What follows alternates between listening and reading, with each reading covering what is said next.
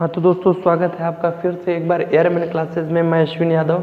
तो हम लोगों ने पिछले कोऑर्डिनेट वाले जो वीडियो था उसमें हम लोगों ने ट्रिक और कॉन्सेप्ट दोनों पढ़ा कि त्रिभुज का क्षेत्रफल और ये समांतर चतुर्भुज का क्षेत्रफल, अंतःकेंद्र, ये सब कैसे फाइंड आउट करते हैं। ठीक है, तो अब जो हम अगले वीडियो में जो बात करने वाले हैं वो मोस्ट इंपॉर्टेंट क्वेश्चन के जो 5 से 7 क्वेश्चन हैं वही मैं आपको कराऊंगा। ठीक है, तो मैंने आपको जितने भी ट्रिक बताए, अगर आप हमारे वीडियो पे पहली बार आ रहे हैं तो पहले जाके देख लीजिए सभी कॉन्सेप्ट्स और ट्रिक वाला वीडियो, फिर उसके बाद आप इस वीडियो को देखेंगे तो आपको बहुत ही अच्छे से समझ में आएगा। ठीक है, तो आइए बात करते हैं पहले क्वेश्चन के बारे में। तो पहला क्वेश्चन बोल रहा है कि उस त्रिभुज का क्षेत्रफल क्या होगा। ठीक है, उस त्रिभुज का क्षेत्रफल क्या होगा जिसके शीर्षों का नियामक क्या है, 4,4, 3,-16 और 3,-2 है।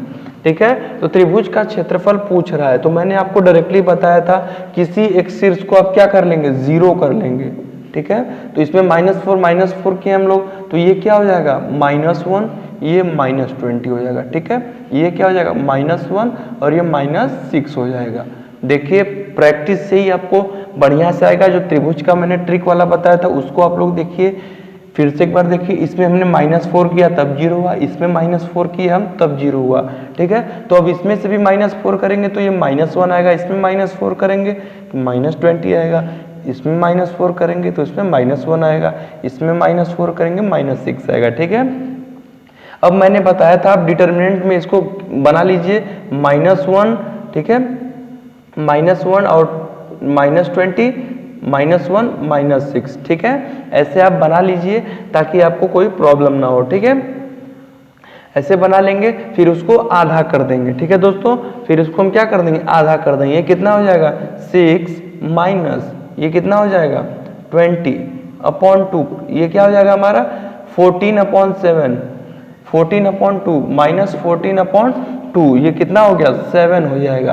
क्योंकि हमेशा जो होता है ये पॉजिटिव होता है, निगेटिव कभी भी नहीं होता है। ठीक है दोस्तों, निगेटिव कभी नहीं होता है, ऑलवेज क्या होता है, पॉजिटिव होता है। त्रिभुज का क्षेत्रफल ऐसे निकालते हैं, आप लोग इसको देख लीजिए। ठीक है, ताकि आपको कोई प्रॉब्लम ना हो। तो ऐसे हमारा ये पहला क्वेश्चन रहा। अब हम दूसरे क्वेश्चन के बारे में बात करेंगे दोस्तों। ठीक है, तो आइए दूसरे क्वेश्चन की बात करते हैं। तो इस क्वेश्चन में पूछ रहा है हमारा कि दिया हुआ यदि a, 0, यदि a, 0, ठीक, और 0, b और 1,1।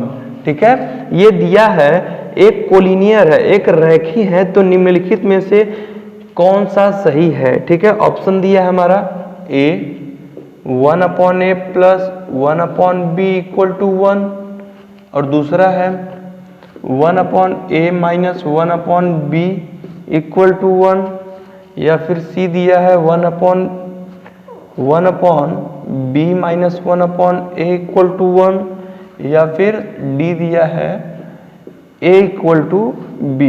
ठीक है, तो पूछ रहा है कि अगर कोलिनियर है तो इसमें से कौन सा होगा। तो याद रखिए मैंने आपको कोलिनियर का फॉर्मूला नहीं बताया है, लेकिन जैसे हम त्रिभुज का क्षेत्रफल निकालते हैं,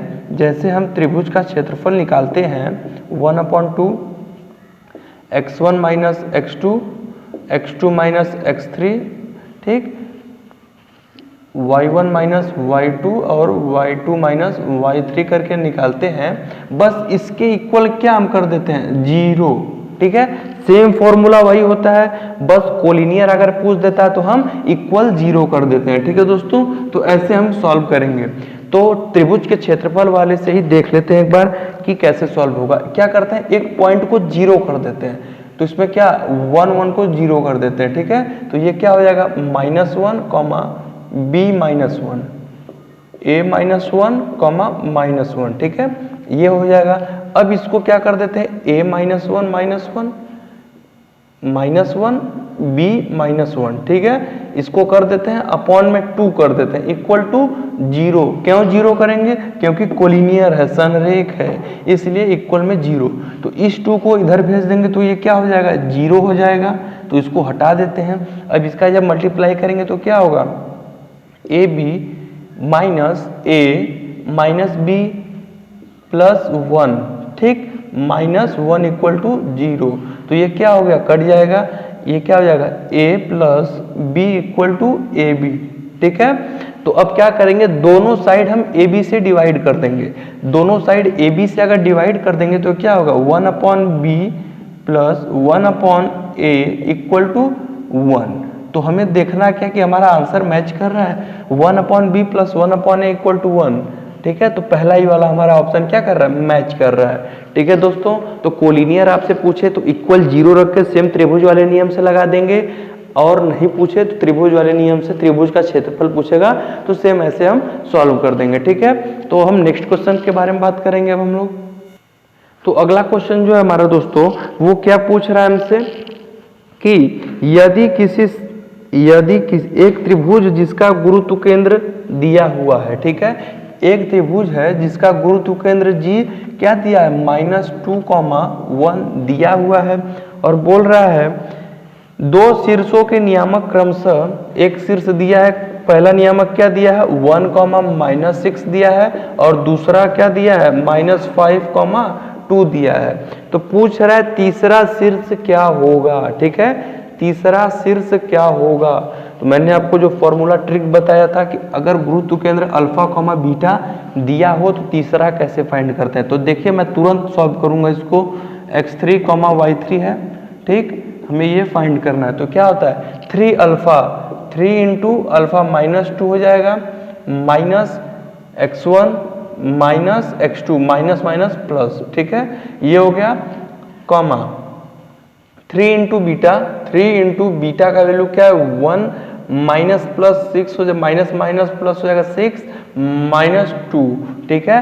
तो ये हमारा क्या हो जाएगा -6 -7 प्लस 5 -2, कॉमा ये 3 प्लस 6 9 -2 7 -2, 7 इसका आंसर आ जाएगा, ठीक है दोस्तों, -2, 7। तो एक बार फिर से क्वेश्चन में बता देता हूँ, गुरुत्व केंद्र हमारा दिया हुआ है और बोल रहा है कि एक शीर्ष इतना दिया है, एक शीर्ष ये है, तो तीसरा शीर्ष क्या होगा फाइंड करिए।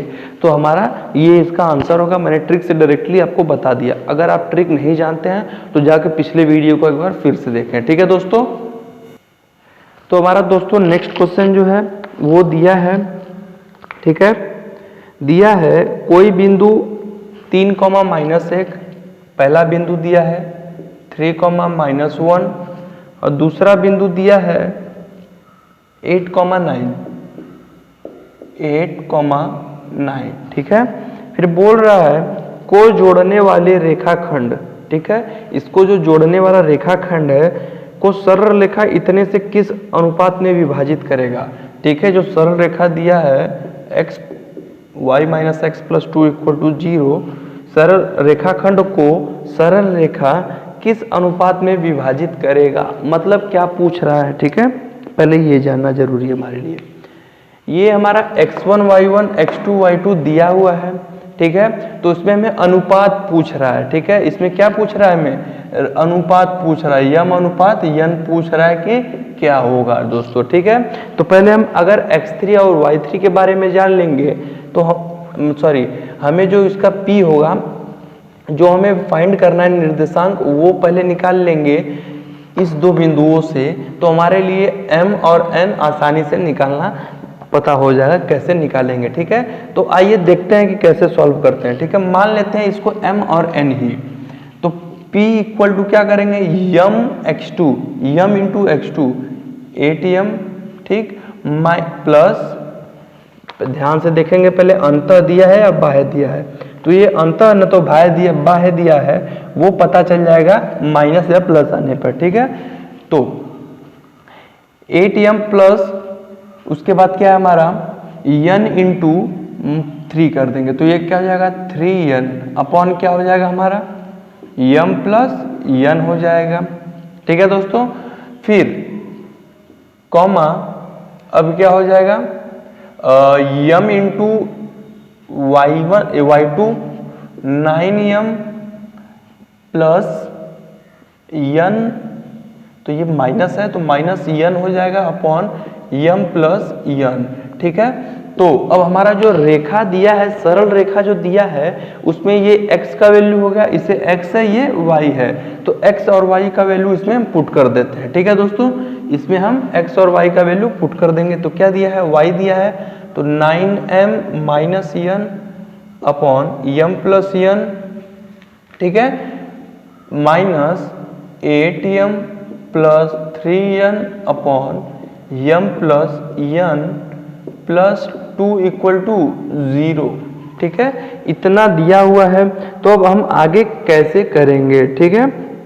तो अगर एलसीएम लेंगे तो क्या होगा, 9m minus n minus 8m minus 3n, ठीक है, ये क्या हो जाएगा प्लस 2m प्लस 2n, और ये उधर जाएगा, क्या हो जाएगा 0, ठीक है। तो अब m और n का रेशियो हम निकाल लेते हैं, तो ये क्या हो जाएगा, टोटल जब इसको कैलकुलेट करेंगे 3m minus 2n equal to 0। अगर अब हम इसको कर दें 3m इक्वल टू 2n, तो m और n का रेशियो क्या हो जाएगा, m upon n equal to क्या हो जाएगा 2 अपॉन 3, ठीक है। तो m और n का जो रेशियो हमारा निकला कितना आया है, 2 अपॉन 3। तो m और n का जो रेशियो, m और n का जो रेशियो रहा वो 2:3 का है, ठीक है। तो इस तरह ये क्वेश्चन सॉल्व होगा। एक बार फिर से मैं क्वेश्चन पढ़ देता हूँ, उसको आप लोग समझ लीजिए क्वेश्चन क्या कह रहा है, ठीक है दोस्तों। कह रहा है कि 2 पॉइंट दिया हुआ है, a और b दिया है, ठीक है, उसको जोड़ने वाले रेखाखंड, ठीक है, जोड़ने वाले रेखाखंड को सरल रेखा y minus x plus 2 equal to 0 किस अनुपात में विभाजित करता है, हमसे वो पूछ रहा था, ठीक है। तो हमने अनुपात निकाल दिया, वही हमारा आंसर है। अब नेक्स्ट क्वेश्चन के बारे में हम बात करेंगे। तो दोस्तों मैं आपको एक क्वेश्चन बताने से पहले एक ट्रिक बता देता हूँ, ठीक है। पहले एक ट्रिक बता देता हूँ कि उसको कैसे सॉल्व करेंगे, ठीक है।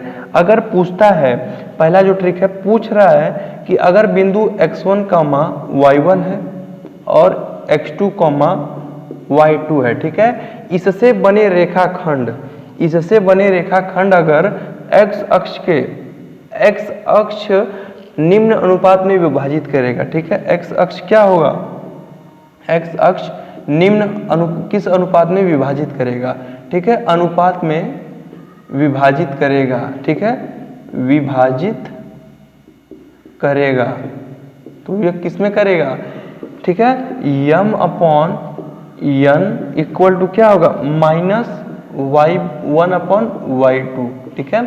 अगर आपको क्वेश्चन कहीं भी दिख जाए सीधे सीधे कि अगर कोई 2 बिंदु दिया हुआ है, ठीक है, 2 बिंदु दिया है, तो उसको जोड़ने वाले रेखाखंड x अक्ष किस अनुपात में विभाजित, ये x अक्ष किस अनुपात में विभाजित करेंगे, ठीक है, किस अनुपात में विभाजित करेंगे। अगर यही यहाँ पे y अगर बोल देगा, ठीक है, अगर यहाँ पे y बोल देता है तो यहाँ पे x1, ठीक है। अगर मान लीजिए ये x के लिए है, अगर यही y बोल देता, y अक्ष किस अनुपात में विभाजित करेगा, तो वो हो जाएगा m upon n equal to minus x1 upon x2, ठीक है। तो ये इस वाले फॉर्म में हो जाएगा। तो अब मैं आपको इसी पे क्वेश्चंस करा देता हूँ, 2 क्वेश्चन, जिससे आपको कोई प्रॉब्लम नहीं होगी, ठीक है। तो ये ट्रिक आप लोग नोट डाउन कर लीजिए कि अगर कोई 2 पॉइंट है, x अक्ष या y अक्ष किस अनुपात में विभाजित करेगा, तो अगर x अक्ष बोलेगा तो m upon n equal to minus y1 upon y2, अगर y अक्ष बोलेगा तो m upon n equal to minus x1 upon x2, इस अक्ष में, इस अनुपात में विभाजित करेगा, ठीक है दोस्तों। तो अब क्वेश्चन डायरेक्टली पूछ रहा है, पहला हमारा एक क्वेश्चन है कि 2 पॉइंट दिया हुआ है, सेम यही क्वेश्चन है, ऐसे ही 2 पॉइंट दिया है 4,5, 4,5, 2 पॉइंट दिया है 4,5 और -10, -2, ठीक है, को मिलाने को जोड़ने वाली रेखा x किस अनुपात में, x अक्ष, ठीक है, किस अनुपात में विभाजित करेगा, ठीक है। तो किस अनुपात में, तो अनुपात क्या होगा, m upon n equal to मैंने बताया था माइनस y1 अपॉन y2, ठीक है, माइनस वाई अपॉन टू, अगर एक्स अक्ष है तो minus y one upon two हो जाएगा। तो ये क्या हो जाएगा, वाई वन क्या है हमारा माइनस 5 अपॉन वो माइनस 10 है, वाई माइनस 2 है सॉरी, ठीक है। तो ये क्या हो जाएगा 5 अपॉन 2 हो जाएगा, ठीक है दोस्तों। तो ये हमारा एक्स अक्ष विभाजित करेगा। अगर यही बोल देता है यहाँ पे वाई अक्ष, रेखाखंड वाई अक्ष किस अनुपात में विभाजित करेगा, तो हमारा ये क्या हो जाता है x1 हो जाता है यहाँ पे, ठीक है। तो यहाँ पे हमारा क्या हो जाता माइनस x1 अपॉन x2 हो जाता, ठीक है। तो ये क्या हो जाता x1 4 है और x2 minus 10, minus 4 upon minus 10, तो ये क्या हो जाता 2 अपॉन 5, ये हमारा आंसर हो जाता, ठीक है दोस्तों। तो अगर कोई क्वेश्चंस अब ऐसा है तो आप लोग आराम से कर लेंगे, आप लोग को कोई प्रॉब्लम नहीं होगी। तो आई होप वीडियो आपको बहुत ही अच्छा लगा होगा। तो प्लीज़ हमारे चैनल को लाइक शेयर एंड सब्सक्राइब जरूर कर दीजिएगा, ठीक है दोस्तों। Thank you.